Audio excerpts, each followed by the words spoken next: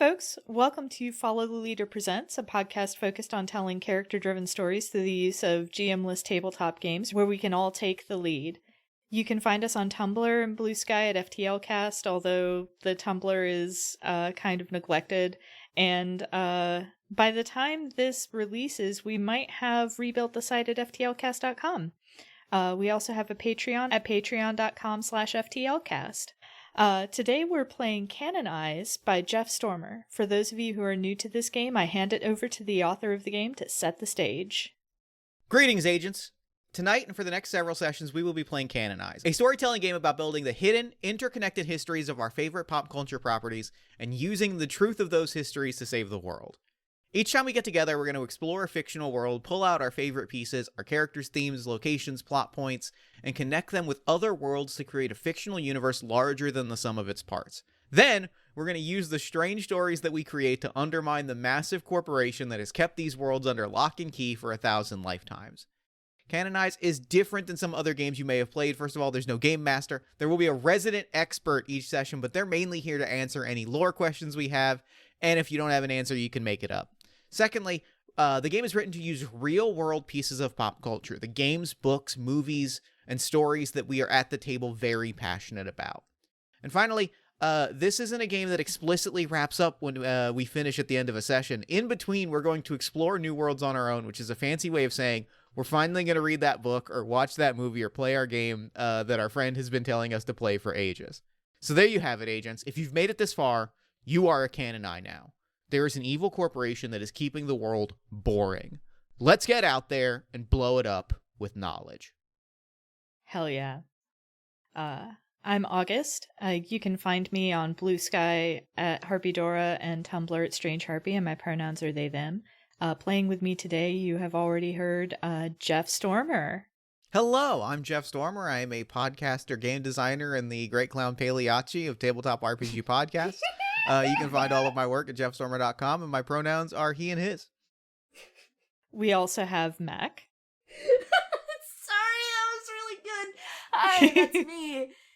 Hi, that's me. I'm Mac, finally freed from the paywall. You can find me on Blue Sky at Citadel of Swords. You can find me on Tumblr at Citadel of Swords, where I'm going to be doing the majority of the talking about the stuff that we are talking about in this game, because that's my fandom space, y'all. Go subscribe to our Patreon. Just do it. We also have Coda, or otherwise known as Jade. I'm your aforementioned Jade, also known as Coda. You can find me pretty much everywhere on the internet. You can have an account as Jade Oxford Rose. If you go there and it is not your favourite glasses-wearing, brightly hair-dyed Brit, let me know, because that's some identity theft and I will need to press charges. You can also hear me on Sagas of the Sunless Reach, which if you haven't been listening to, you should absolutely go check that out. I use they, them pronouns. And in the anchor position, we have Danielle. Hi, I'm Danielle. I use she, they pronouns, and you can find me on the internet wherever you get good content at RedTailTalk90. Our lines, things we absolutely do not want to see, are homophobia and transphobia, racism, sexism, anti-Semitism, violence against children and animals, sexual assault, domestic violence or intimate partner violence, unwanted pregnancy, and plagues and pandemics. Our veils, which are things we're fine with addressing but will just fade to black on, are steamy situations, graphic descriptions of bodily harm, and terminal illness. Content warnings for this game will vary depending on the property that we're talking about at the time, so keep an ear out for those. Now that we've got all that, let's get started. Rock and roll.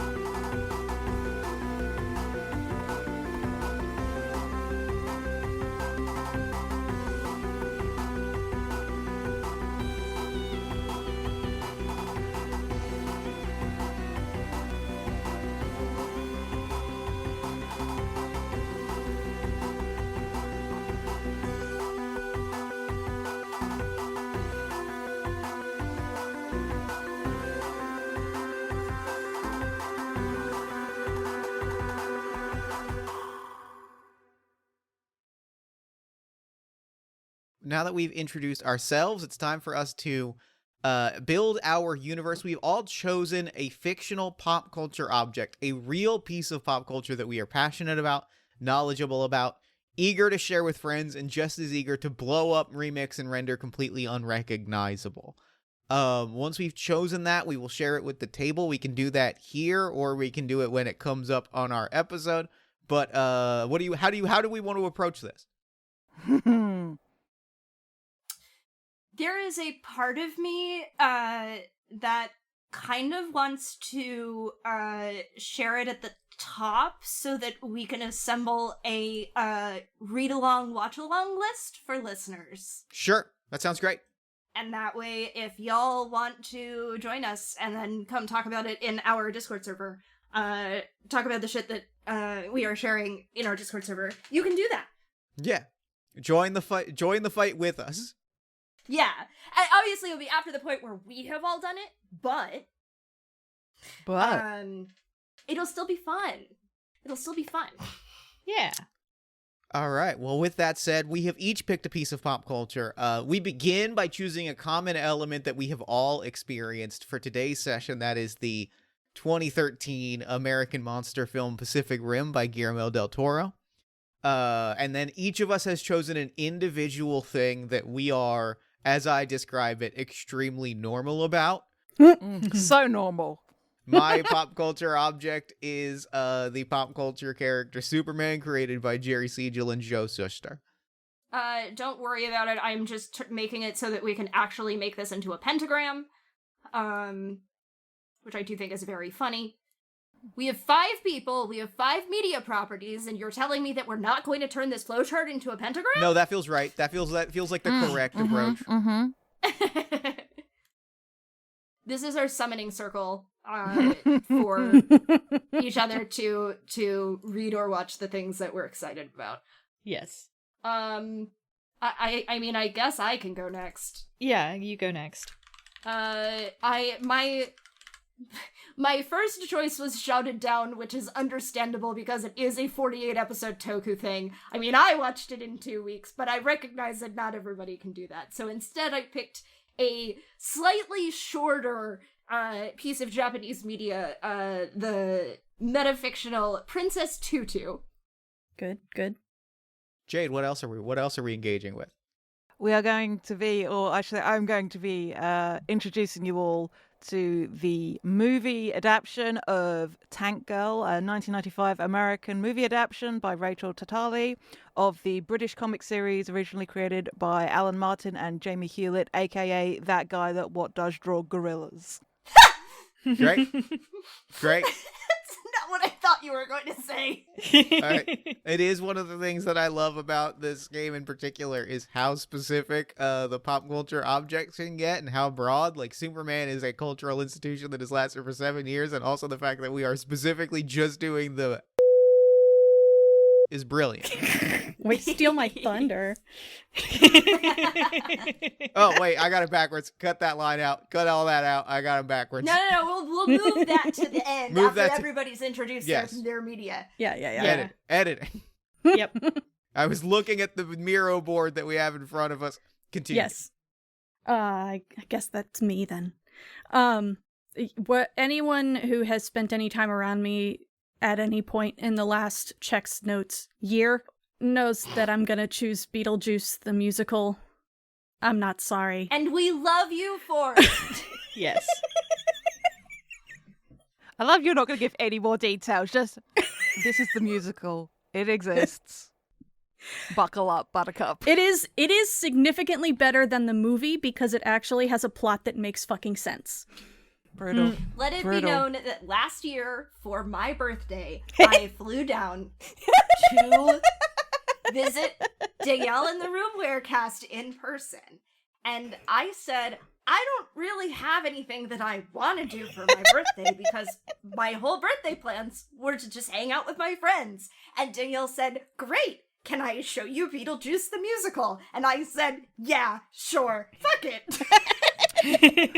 What Mac was not present for was me, Shrug, and Corey who had got to Danielle's house a little bit before that, who had already watched 3 different bootlegs of Beetlejuice the musical before everyone else got them. No. Hold on. Sorry. Totally legal slime tutorials. Yeah, Yeah, sure. As you like. Yeah, and then one of which we rewatched with our friends who live a little bit down the road from Danielle. You will be happy to know it's a different version that I'm going to have you watch for this. Oh, okay, great. I love watching different versions of the same musical, genuine positive. Did you know that you can commission perfectly legal slime tutorials? I love that. Incredible. Before we get too into the ethics and soaring capitalist hellscape that means you can pay somebody to record a slime tutorial for you, August, what property are you bringing to the table? So the property I'm bringing to the table is the classic Jim Henson film from 1986 called Labyrinth, starring David Bowie and Jennifer Connelly. Let's go. Hell yeah. Can we talk about the fact that the most modern media that we have is Beetlejuice the musical, which is adapted from an older movie? Mm-hmm. Yeah, I think other than that, it's then Pacific Rim. Pacific Rim, which is 12 years old. Yep. Princess Tutu is from the aughts, I think. Okay. Then it's Tank Girl, which is the movie was 1995. And then Superman, which was, I guess, 1938. Mm-hmm. Yeah.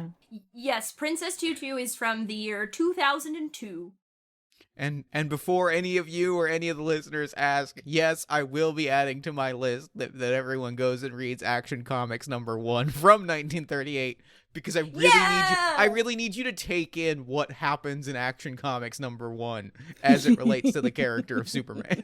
Hell yeah. I love this. Oh my goodness. I love this. This is a buck wild collection of things to look at, drawn out in a pentagram. That's the magic of Canonize. We've got this. And to the slime tutorial discussion, I think part of the magic of this is looking at all of these copyrighted paywalled products and going, what if we rip them out of the hands of the corporate overlords that have stolen them from us and use them to create worlds that are rich and weird and wonderful? Mm-hmm. Yes. Mm-hmm. Now we've gotten at the heart of what this game is. Don't you mean our properties? Precisely. Our city now. So we've got our properties. The next thing that we are going to do is we are going to decide why these properties. We've talked about it from a metafictional standpoint, from an out-of-character standpoint, from an out-of-the-fictional world standpoint, but it is time for us to tie ourselves to these fictional properties. There are a variety of ways that we can do this. This can be a character that is related in some way to the canon of your source text. This can be a character that exists within that chosen fictional world who has gotten wrapped up with the canonized after the end of their story. This can be a fictional version of yourself as a scholar of the fictional world you are investigating. This can be any other concept that you can think of, but this is a character who somewhere along the line has crossed paths with the corporation, realized the world was larger, weirder, and more dangerous than they could have imagined. Their insight has brought them here to the ranks of the canonized, an organization tasked with revealing the hidden history of the world and burning down the corporation. So you are going to decide that character. You're going to give them a name and pronouns, a connection to the fictional world, their first encounter with the corporation, and what pushed them towards joining the team. And we have in front of us, listener, a large Miro board, which is our digital version of a straight up string and pin conspiracy board. And we are going to put the names of our investigators onto this conspiracy board as we create them. All right, Jeff, I gotta know who your investigator is. I'm thinking about this. I gotta think about it. Uh-huh. I do know immediately, and I am going full interstitial with this. And I'm right, and I should say it. Anyone who knows Princess Tutu, when I say who I'm playing, you'll understand immediately. How do I just move the whole thing? No, never mind. I found it. I found it. You got there. I did. I am so competent. I will explain more about mine in a little bit. All right, do we all have our... I believe so. I think we all have our characters. I can go first. My character is Luke Lester. I'm a podcast host. I host the Daily Planet Society and Culture podcast. We interview movers and shakers all around the metropolis area to give our listeners a look at what's really going on in the greatest city on Earth. I think my character's interaction with the corporation is we had an episode that was released that was not taken down, but erased. All evidence of it wiped. Files removed, RSS data removed. It was as though the episode never happened, and when I asked the guest for if, either for more information or to reschedule, they acted as though they had never spoken to me before. By all rights, this interview that we had recorded had been wiped from history. It was as though it had never happened. And upon digging into it, it became clear that someone within the corporation that we had tapped into a topic, that we had touched on material that the corporation was not happy about, and they exerted some degree of power to make this interaction never happen, which is large and terrifying to a degree that it prompted me to start digging in. I live in a city where we are used to weird things happening, but that is weird beyond even the boundaries of Metropolis, and that has brought me to this group as a group of investigators who specialize in understanding the ways that this corporation is seemingly capable of suppressing the world and its magic itself. Sick. I was nodding like, yes, great. Mhm. and, Yeah, Same. Same. We're all nodding like, Awesome. yes, good. And a microphone that cannot see our faces. Mac, how about you? Who is your investigator? I am realizing that I have backed myself into a corner because talking about this character's deal gives up a lot of back half of show reveals. So I am going to try to talk around it as much as possible. There is a high chance that I accidentally spoil someone for something. I am going to try to not spoil everything. We're gonna watch it in the next month, so it's okay. I know, but I think that Princess Tutu is really worth going in, like, not knowing what the fuck is going on. Anyway, I am going to be playing Fakir, who uses he, him pronouns. He is one of the central characters in Princess Tutu, and he is also a writer. And I think that his, brush with the corporation, I don't think he realized was a brush with the corporation, but I think that he started to notice time in his fairy tale town post-canon started to rewind and go back to the beginning of the story. And he had a hunch as to what was causing that turned out to not be the case. Or maybe it is the case. I'm not 100% sure yet. That's something that we can find out later on in play. Maybe it is a part of it. But in the process of determining, okay, why are we going back to the beginning of the story? And why can't we change that? Stumbled into the corporation and the investigators and was like, all right, well, this seems to be something that is bigger than me and bigger than the way that our story functions, and I may begrudgingly may need more help than just me. And my one buddy who kind of knows what's going on. That's why he's here. Sick. If it's me next, my investigator is T.B. Buckler. They, them, it pronouns.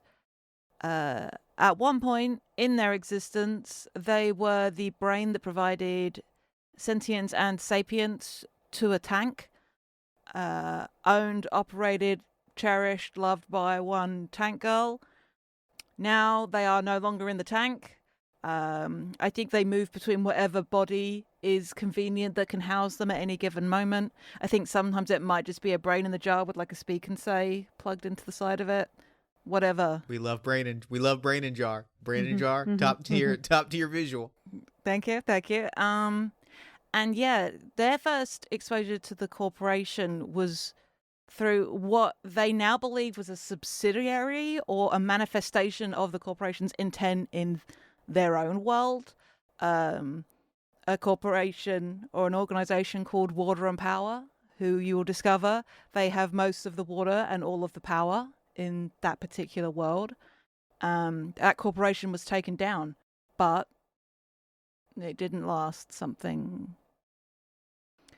It felt something went wrong, or something they shouldn't have been able to get back, but they're amassing power again, and there's no way they should have been able to do that. And there's an outside hand guiding it. And I know what it's like to have outside hands guiding my motions, okay? And I know that there is bigger movers and shakers, and I don't care for it. How I came to be here, I don't know. I'm a brain in a jar 90% of the time. Unless I'm plugged into some... Yeah, what do you want from me? But yeah, TB Buckler stands for Tank Brain Buckler.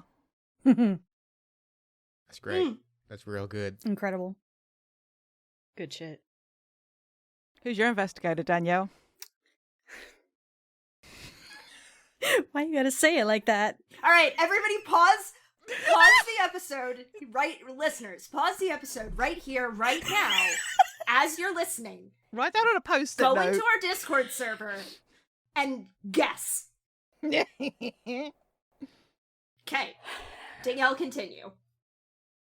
Hi!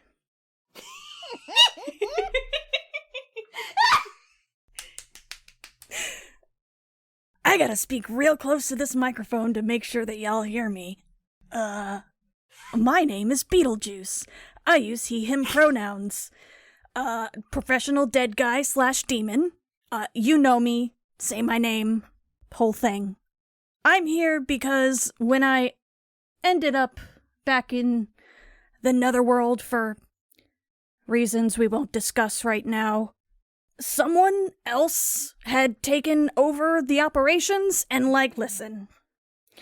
I wasn't exactly fond of the way it was being run before, but the way that it's being run now really goes beyond the pale. So that's gotta stop. And I'm able to be here because our doors go everywhere, baby. And you said your name was Beetlejuice? Yes. Beetlejuice. Uh-huh. Just making sure I got Beetlejuice? Fuck you. Got it. Okay, good. Got it. Just making sure.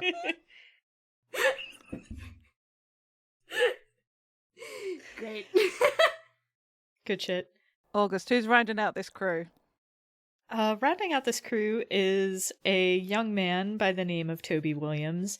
You might recognize him as the babe with the power. What power? The power of voodoo. Who do? You do. Do what? Well, he do. So I think that Toby's main brush with the corporation is his sister, Sarah Williams, has disappeared. And all signs point to the corporation as being the reason why.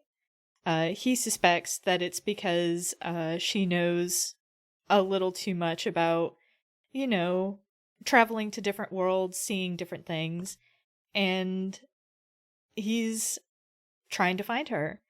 And the reason why he can go where he chooses is because he's already been to the Fae realm, basically, And, once you've done that, you can figure out how to go other places too. Hell yeah. Dig it. Love this. I've also I want to read this intro text. We can put this earlier in the episode, but I think it gives a good context for the corporation. Mm-hmm. Agents, congratulations. You are canonized now. The world around you is weirder and more wonderful than you ever imagined. Aliens? Real. Time travel? Real. Bigfoots? Real. And yes, the term is Bigfoots. There's a whole story behind that. You'll hear that another day.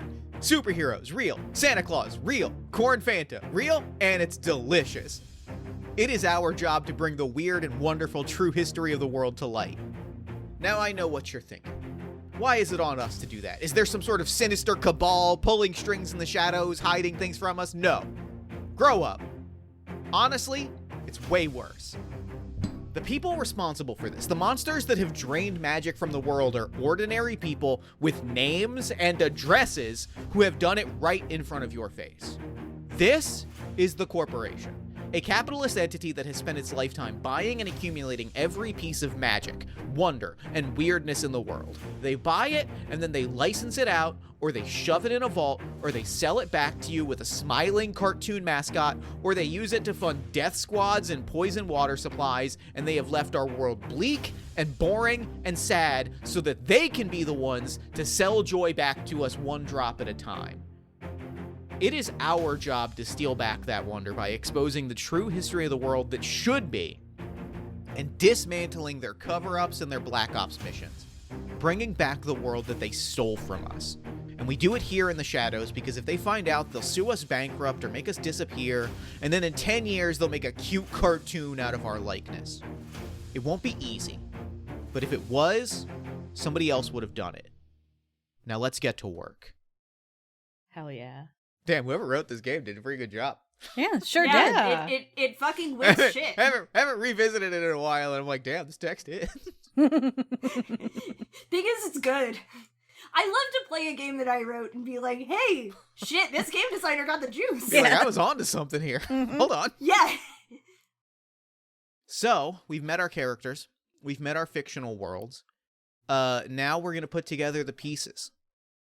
And we are going to begin by mapping out a shared world that we all have some degree of familiarity with. This is our first investigation. This is going to introduce us to the core loop of play and introduce the initial seeds that will create our shared universe. We have all decided on a fictional universe that everyone at the table is familiar with, that no one at the table is using as their main source of inspiration. We have selected the 2013 film Pacific Rim by Guillermo del Toro, and we have placed that on an index card and placed it in the middle of our conspiracy board. Beginning with the person who most recently engaged with that fictional property, which was me. We're going to move clockwise around the table. Each player will do the following. Name an element of that fictional property that interests them. Add it to the conspiracy board and connect it to that center index card with a length of string.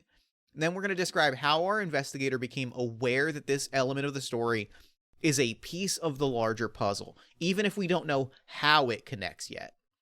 These can be literal, they can be characters, objects, plot points, they can be metatextual, themes, ideas, motifs, etc., or anything in between. They represent the pieces of a given text that connect with other worlds and create our shared universe.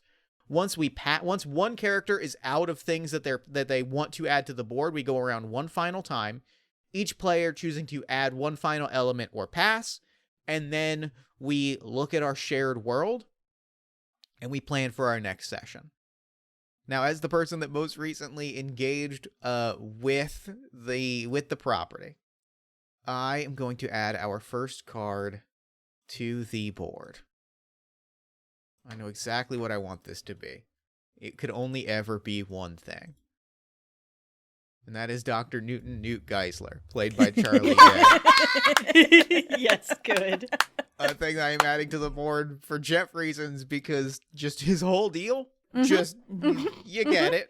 The whole deal. Uh-huh. I have great news for you about another person sitting at this table. Just the whole deal needs to be put on the board. Uh-huh. My explanation for why Luke Lester is putting this on the board is I interviewed Dr. Geisler for the podcast when he was on a speaking tour talking about like his research into kaiju, and something's going on with that guy that just, it ain't, there's some, look, I don't, we all see it, right? There's something going on here. I don't know what his deal is, but there's something going on here. Very rarely do I, as a podcaster, lose all ability to be articulate, but like, the energy here is a lot. There is something wrong with this man. It ain't right. I don't know if it's wrong, but it ain't right. So clockwise around the table. So that's August next, if we're looking at the mirror board. Sure does seem that way. Yes. Yep. Yep. Clockwise around the mirror board. So, I think one of the things that has always stuck with me, August, about Pacific Rim has been the theme of human connection as manifested through drift compatibility. Yeah, all right. Sure, totally. Yeah, Someone was gonna put it down. Yeah. And I think the reason why this is relevant to Toby is because he learned from his sister about the importance of connecting with others, because if she had eschewed all connection with other people, she never would have succeeded in her quest to get him back. Good job. A thing about this game that excites me is like the pieces, the pop culture items that other players have chosen that you are familiar with. The way that like you immediately start going like, I know what I want to connect that to. I know the index card that I want to put down that connects drift compatibility to Labyrinth, and I'm sitting with it, and it'll come up at some point in the future. But damn, it's there, and I want it. Yeah, me also with it in Princess Tutu. I'm like, yeah, no, dog. I'm like, it's there, dog. It's there. Yes.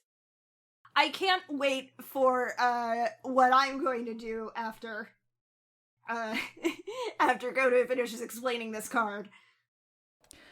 So the element I'm picking, first of all, is giant robots piloted by multiple people sharing the neural load, specifically the technology of when they figured out, oh no, if one person cannot take the strain of piloting a machine that big, but two people together, or even three people, sharing that weight to do something truly astronomical in a thing called a fucking Jaeger. It's sick as hell. And I think TV Buckler's like, yo, what if I got one of those, actually? What if instead of like a whole person piloting it, it was a brain? Have we considered if it was having a brain? two brains? But that notion of also not being solely responsible for a giant machine, but being a part of it and sharing. They're just like, oh, I know what it's like to be a machine connected with somebody. I want to do it. He's just like, hey, it's big robot. Big robot got smashed. Big robot used boat like baseball bat. If you haven't seen Pacific Rim, what the fuck are you doing? If you haven't seen Pacific Rim, again, go pause this episode. Yeah, pause It this is your episode, homework. Go watch. Yes, Go watch Pacific Rim and then come back. but yes, that's it for now. I'll talk more about it things later. But there we are. Yeah, Good. you know good. what? Fair enough. Yeah, that tracks. That feels right. Yeah. That's a valid card to put on the board. Yeah. That's the magic of the game, baby. My card is giant lizards. And I think specifically giant lizards that are more intelligent than they appear to be. Mm. And I think that this is something that Fakir looks at and goes, this I know how to deal with.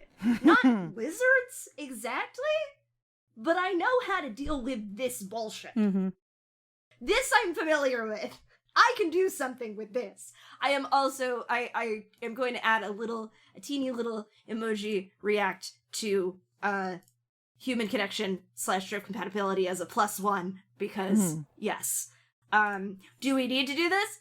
No. Am I gonna do it anyway? Yes. It's like the opposite of a contempt token. Just like, yes, also this. I endorse this message. Yes. That would have been what I would have picked for Fakir, and it's already on the board. So I'm like, well, I'm gonna put a real one, so I'm gonna put a +1 here first. Beautiful.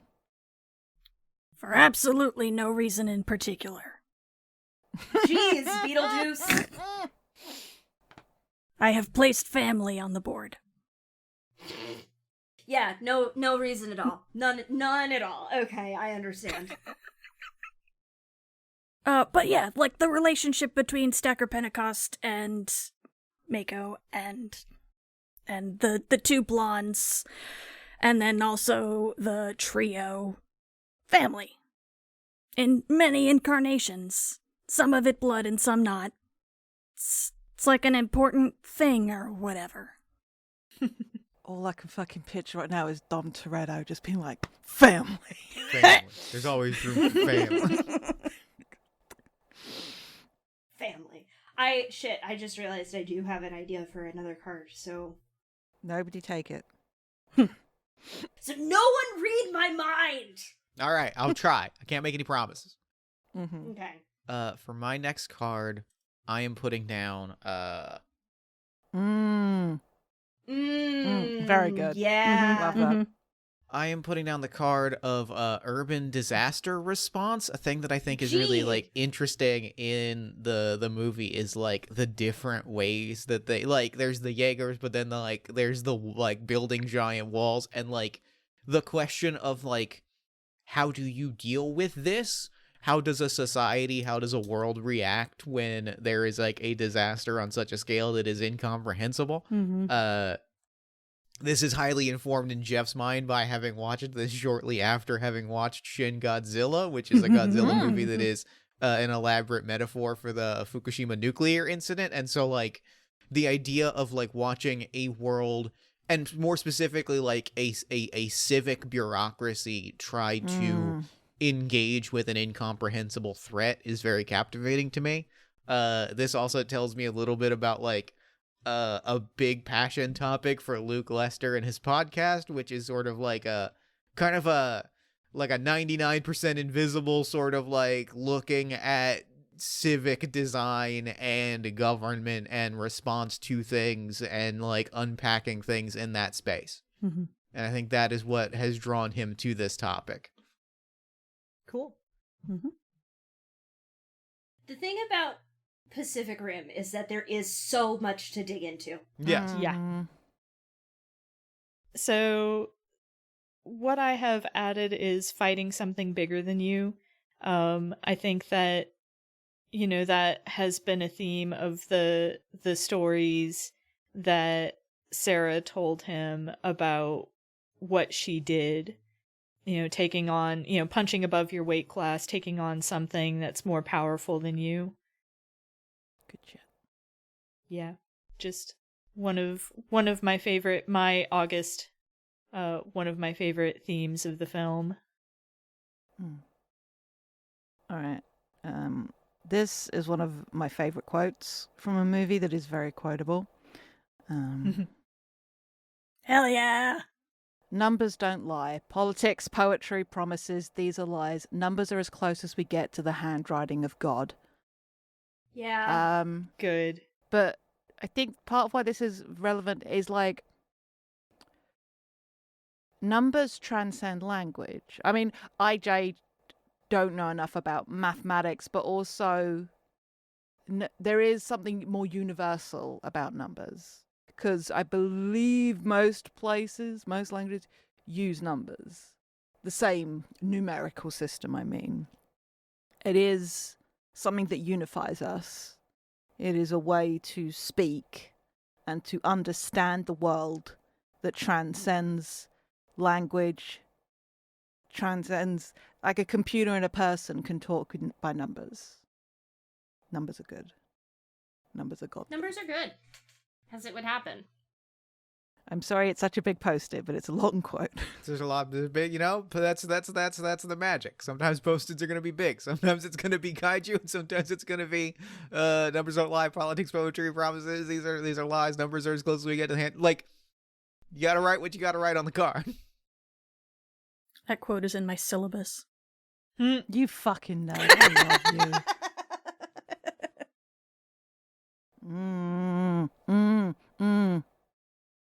Me making happy noises at what Mac is choosing. I'm so glad that everybody did not read my mind and steal my thought. Truths left unspoken but still understood or known. This plays into drift compatibility in a lot of ways, but I think that there are many moments over the course of the story of Pacific Rim where a character just knows something without another character needing to say it. Like Newt and Herman drifting with the kaiju. They didn't need to test that they were drift compatible. They just knew that they would be. I think something that is not diegetically related to that, but, kind of related to that I always find very interesting. I typically watch Pacific Rim with the subtitles on. I typically watch most things with subtitles on where I can. And understandable. During the final confrontation when Stacker is sacrificing himself and talking to Mako, there is a particular line, when Mako basically is like, I love you, that doesn't get a subtitle. Yeah. Like, that's just between them. Yep. There are certain things that are not for... Yeah, it's for them. There are certain things that are not for public consumption, and there are also certain things that, you don't need to say it out loud because you already know. And I do think about the final moment where Raleigh and Mako just push their foreheads together and just sit in the middle of the ocean, and they don't need to say anything else to each other. They know. We all know. We all done know. Yep. So, sometimes you get caught up in the way things used to be, and you fuck everything up. I've chosen chasing the rabbit. Good shit. Alright, I think I know what I'm gonna put on. I know what I want to put on the board. And I think it's funny. I think it's funny. I think the character connection is also very funny.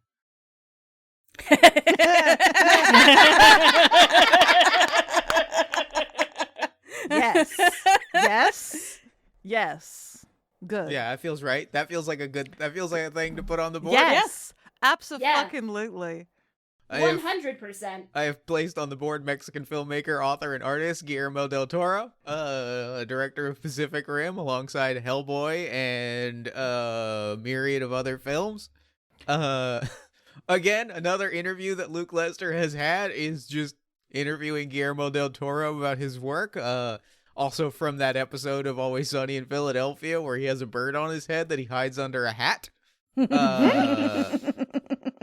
I feel like Jeff's answer here is I like Guillermo del Toro's movies on the whole. I like his aesthetics and I like his view of things, and I think this falls into an interesting place in conversation with the rest of his work, and the themes of his work are very interesting and captivating, and I kind of want that on the board accordingly. Hell yes. But also, putting Guillermo del Toro on the board felt very funny to me. Yeah. No, and you were right. I'm trying to decide.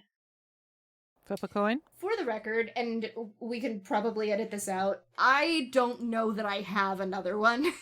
That's fine. I mean, that's the nature of the game, is when it comes to you and you don't have another one, you pass, and then we take another turn and we wrap.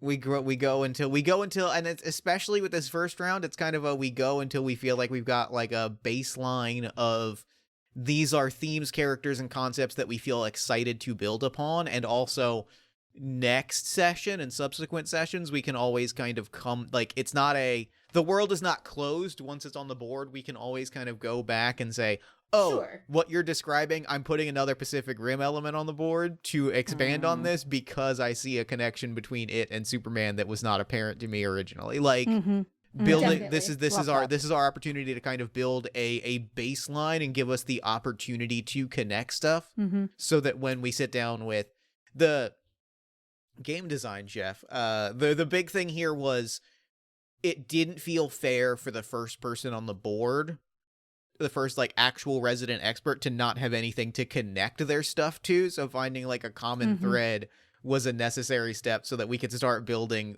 fucked up headcanons immediately, rather than... It also does feel like a good way of finding out what everyone at the table is interested in right off of the bat, right? Yeah. Like, it is very clear looking at our web around Pacific Rim the kinds of shit that we're all interested in. Yes, and that's the other big thing, is it's also going to allow us to immediately frame the other works that we're examining in that context and sort of find those connection points and go like, oh, I really bet Mac is going to go feral for this piece of Superman lore because of the things that they've put on the board.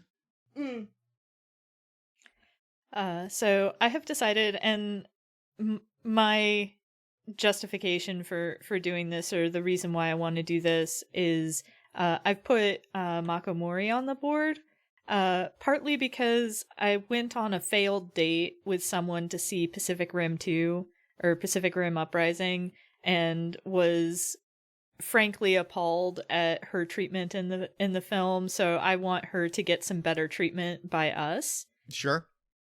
I think, in as far as like Toby's connection to her, I'm having a little bit of a hard time trying to suss that out. So I'm fishing for some ideas here, because I don't want to fridge Raleigh and have them both be looking for people that the corporation may have pinched. But that's all I'm, coming up with at the moment. So I'm open to ideas for ways to connect Toby to Mako. I mean, it could be as simple as, Toby being a very, like, outside of the whole goblin abduction thing, like a very, like, normal child, or a very, like, normal person with a very normal life. It could be as simple as, like,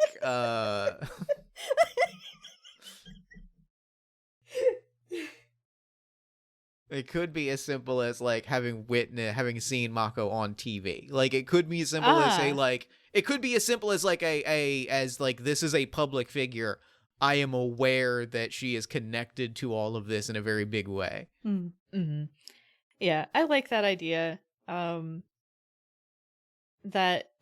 maybe because I'm conceptualizing Toby as maybe like 18, 19 here, so still a little starry-eyed and fresh-faced, so maybe it's a case of, like, he might have at some point seen, like, a presser with Mako, and maybe has a Mako poster.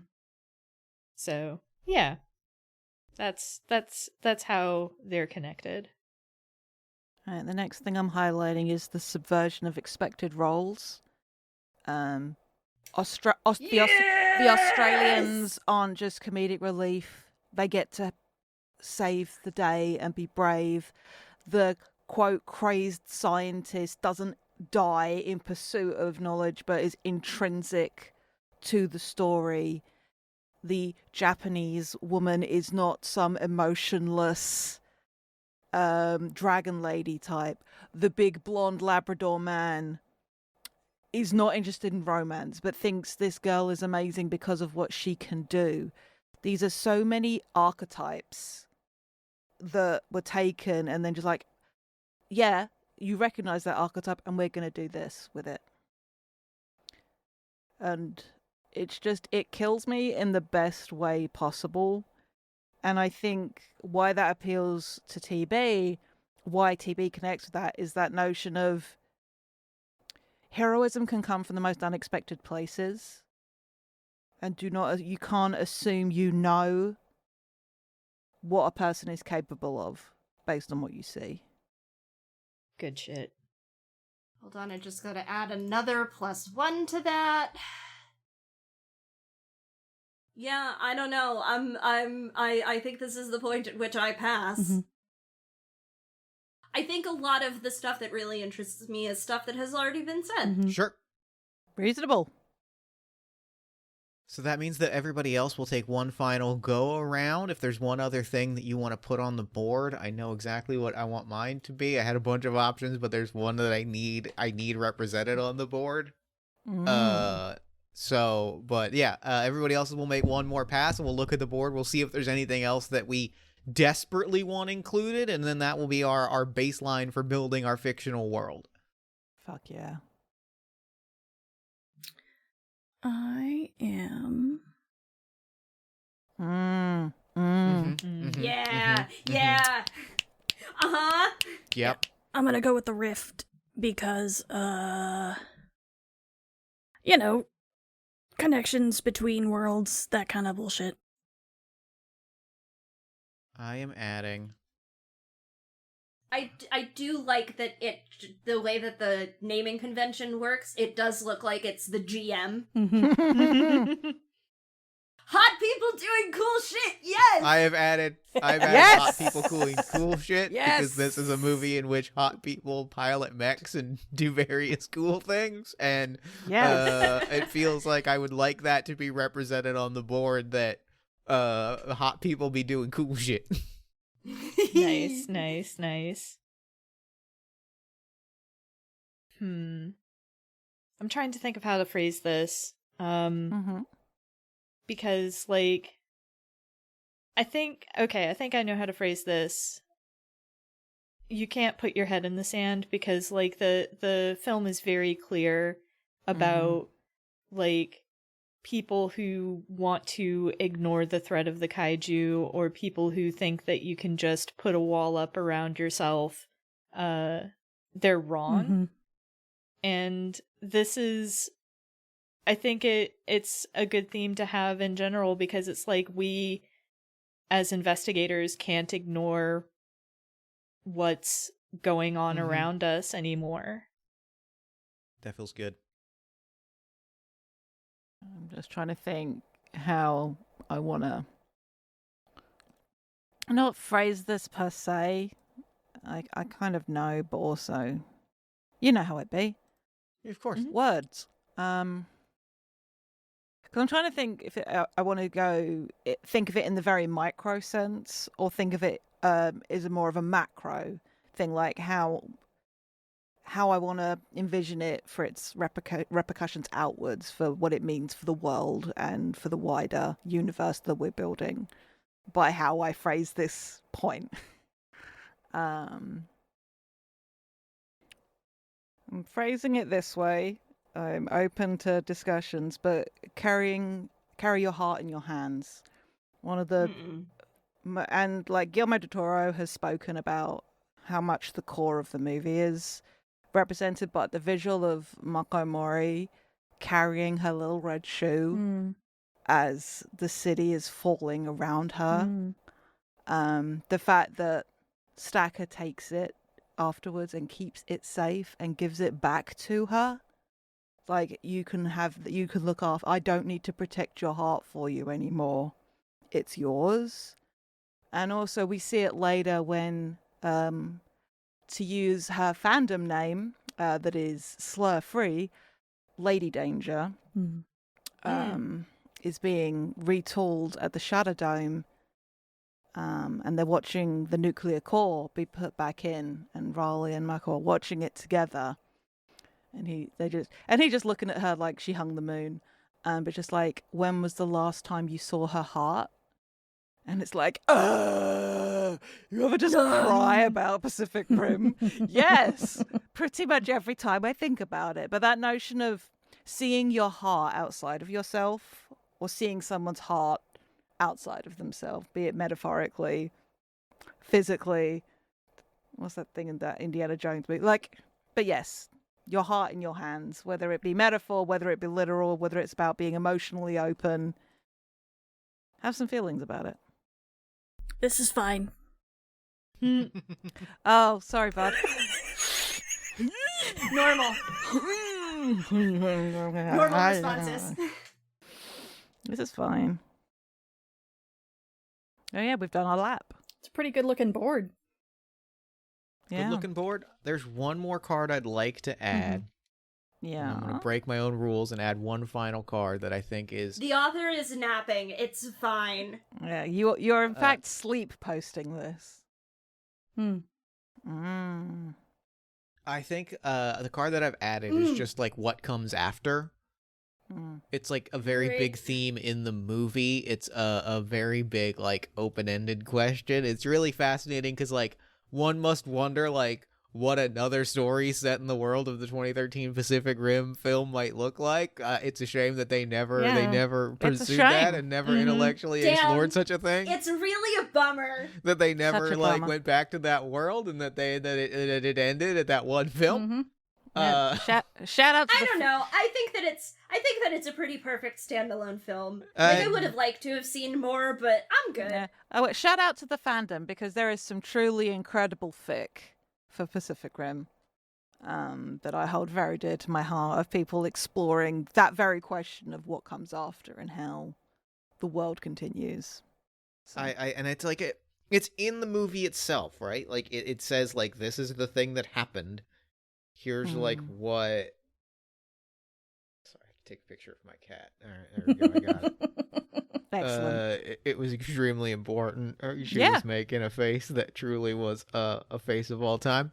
It's a theme in the movie, right? Like it's a big thing in the movie of like this has happened, the world has changed.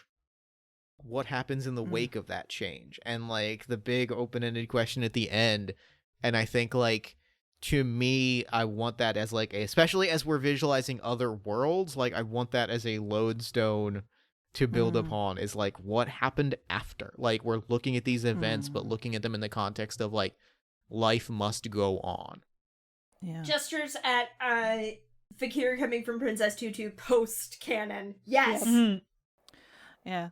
Because it's one thing, it's one of the things I thought about putting on a card. But the very notion of the PPDC, the Pan Pacific Defense Corps, and the fact that we have these world powers, Japan, China, Australia, Russia, America, like the United States, coming together for the greater good, it is deliriously hopeful in a way that I wish didn't feel so fucking aspirational as opposed to attainable. That's one of the big things about Pacific Rim, is it is about hope. At the end of the day, it is, look what we can achieve together. We have to work together to do it, but look what we can do. Yeah, dog. So this is our board. Obviously, like in case it gets cut out, we can put more Pacific Rim cards on the board in subsequent turns. Like this is not a closed book. Inevitably, what will happen as we explore each of our subsequent universes is we will find things that we say like, oh, this has to be on the board because it's important, because there's a connection to Pacific Rim here that I need to put on the board. We will continue to add to this, but this is sort of our like thematic, literal, textual baseline for which we will build our interconnected cross-fandom universe. Which brings us to the final question of our game, of today's session, which is, where are we going next? Whose world do we want to visit first? Hey, Mac. What was it? So, my thinking is either we do Princess Tutu first, or we do Princess Tutu last. Because Princess Tutu is the entire show. which it's 26 half-hour episodes. So it's not totally insurmountable to do. But I think either we do it first, or it's the last one that we do. And we move... I'm like, the pro of doing it first is that you do the longest one first, and then if we need more time, we can jump into something else. Mm-hmm. The pro of doing it last is that if we end up needing more time, we can just move the recording session. I'm kind of inclined to do it last. I know my brain is going to want more time to process Princess Tutu. And then, just because it's not up next doesn't mean I can't start watching it now and watch it at a more... Yes. That was my thought, was let's do it last so that we can all watch it as we're engaging with the other things, especially since 3 of the 4 are or rather I guess 2.5 of the 4, because there's Tank World there's Tank Girl the comic, and there's various other things, but like at least 2 of the 4 are very self-contained, like one-off. I need a day, I need 2 hours to wrap this. So like there's a easy gap to put that as the last one, and then we can kind of use that inch towards Princess Tutu, and maybe put Superman in the same. Maybe we end with Superman and Princess Tutu, so that those 2 items, since they are the broadest, have the most time to inch towards those. To that end, Jeff, you are gonna need to do like a reading list of what specific. Yeah, I'm gonna put together. And this is a game thing that is stated in the book, which is like incomplete viewing is fine. How did I phrase it? I phrase it in a way that I think is significant. I'm going to read it from the book. Where did I put it? I put it somewhere. See, I think it's in the interstitial play section, which that's a good joke. Jeff, that's a great joke. Calling it the interstitial phase. Funny joke. Here it is. Sidebar on capacity and respecting your limits. Don't forget, this is a game, and games are fun. Like, we are encouraged to explore as much of the fictional world as we can, but you're a person with responsibilities and limited emotional capacity and only so much time to live. Like, if you have to read the cliff notes of the novel or the wiki page of a comic, or like listen to one song off of an album, or watch like or listen to an episode of a really funny rewatch podcast, like, that's the name of the game. Engage with the work in a way that respects your time and capacity. This game is great, but you're way better. I think I'm going to put together, especially for Superman, because there's a lot, I'm going to put together a reading list of like, here's all of my Superman shit. Here's all of the shit that I think is good and worth engaging with. And because I think it also is part of the joy of the game when you have a concept like Superman. I'm going to give you like 47 things. Go and watch whatever off of that list you want, and we will all have sort of an unequal view of, well, the Superman that I engaged with was from this story, so like this is where, and then finding the middle ground in there is its own form of play. No, I really like that. Yep. Yeah. I was also thinking, back to Princess Tutu for a moment, I was thinking that we watch Princess Tutu over the course of the game and didn't want to be the one to suggest it, so good. Yeah, I think that's great. I think that's great. Okay, so Labyrinth, Tank Girl, and to be clear, I was specifying Tank Girl the movie. Great. The comics are very much a separate entity that are their own beast. Good to know. And I do not know them nearly as well. Good, great to note, because my brain immediately went, I'm gonna deep dive on some if you want to read some like British punk anarchy vibed comics, fucking go for it. The art is great, the stories are fun. The movie is a much less daunting prospect, and is what I am the resident expert in. So cool. So Labyrinth, Beetlejuice, or Tank Girl as our first stop? I'm fine with rolling a D3, honestly, because any of these as a first stop is interesting to me. I will say, when you watch Labyrinth, you will probably gain an understanding of my psyche, because Labyrinth was a formative movie for me. I have 3 dice. And if we want to do it, I've got 3 dice that I can roll and just take high, middle, and low. But it sounded like you had a proposal. I was thinking, like, given Pacific Rim is very much of a genre, maybe try to get something very different. So I feel like Labyrinth probably feels the most genre-wise different, because even like Beetlejuice has a giant monster. Yeah. You know? I Labyrinth's monsters are significantly smaller. Well, Labyrinth does have a giant robot. It does have a giant robot. That's true. It also has David and- Bowie. It does have David Bowie. I feel like David Bowie in those leggings is about as far away from Pacific Rim as you can get. What's the name of the fucking guy? Sorry, that sentence was nothing. Hold on, I'm getting there. I promise I'm getting there. Da da da. I don't know. Hannibal Chow is there.